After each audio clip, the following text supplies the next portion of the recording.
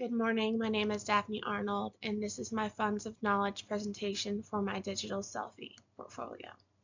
It is my understanding that funds of knowledge are little pockets of information about how to communicate or how to interpret communication that you have learned from your environment, such as the people around you, maybe the things around you, or activities that you have been involved in.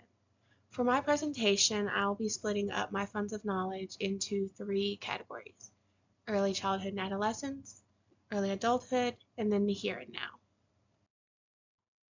Starting off in the early childhood and adolescence category, as a child, I was often participating in team-style activities or groups such as 4-H, FFA, and Girl Scouts.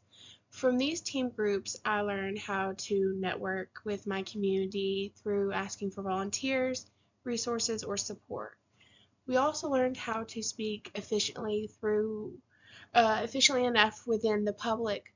For example, I included a photograph from one particular team bonding activity that included the entire Northwest Georgia Girl Scouts Mall Madness Lock-In, where all of the troops from the Northwest Georgia area would come together for a socializing sleepover event. In this photograph, my team was tasked with singing a silly song for a talent show in front of everyone else. This activity helped the team bond, and it helped to instill a confidence in public speaking. Moving on into adulthood, I first worked in a manufacturing plant as a shipping coordinator. At the same time, I was in college as a business major. These two aspects of my life helped me to develop more professional forms of communication, such as correspondence through emails, over the telephone, and even in person.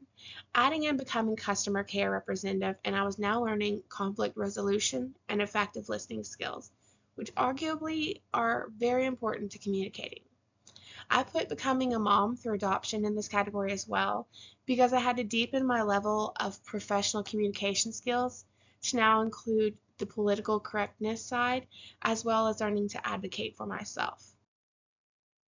And lastly, we have the here and now. Before returning to Dalton State as an education major, I was sitting on a nice degree as a CNA, which included nursing school. For this, I mostly had to develop my empathetic and sympathetic communication skills, as well as learning to look for nonverbal cues. Sometimes it's not what you say, but rather what you do not say. A tilt of the head, a grimace, maybe your face is reading joyful. Nonverbal communication is a majority of our daily communication.